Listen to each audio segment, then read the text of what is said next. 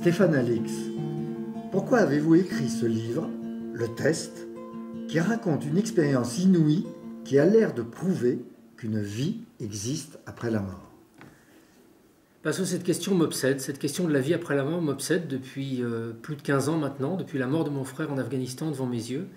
Et que, après l'avoir exploré, après avoir rencontré des chercheurs, des chamans, des lamas tibétains, des scientifiques à travers le monde entier, il y a certaines réponses qui restaient toujours sans, certaines questions qui restaient toujours sans réponse.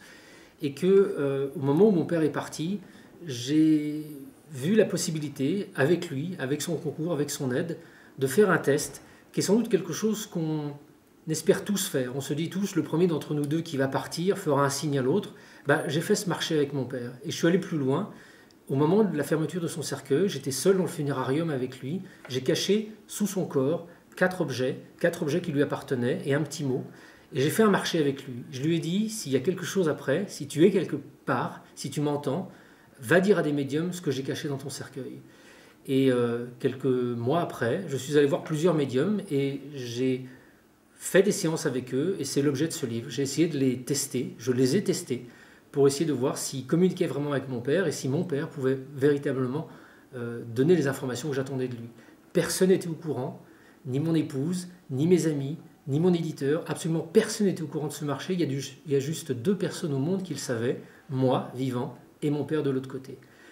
Donc cette expérience un peu particulière était pour moi l'occasion d'à la fois faire un travail profondément objectif, profondément rationnel, un travail d'enquête journalistique, un test, soit on le réussit, soit on ne le réussit pas, mais en même temps d'avoir aussi des discussions avec ces femmes et ces hommes, ces 6 médiums que j'ai rencontrés, avec qui j'ai travaillé pendant de longues semaines, pour les interroger sur leurs capacités, sur leur vision de l'au-delà, sur ces centaines de questions que je me pose depuis des années. S'il y a une vie après la mort, ça ressemble à quoi? Où est-ce qu'on va? Comment est-ce qu'on peut aider quelqu'un qui s'en va? Est-ce qu'il y a des choses à ne pas faire, des choses à faire au contraire? Voilà, on est tous confrontés à ces questions-là. On va tous l'être à un moment ou à un autre de notre existence. Il y a des moyens rationnels et sérieux de se poser ces questions. C'est pas partir dans l'irrationalité que de se les poser.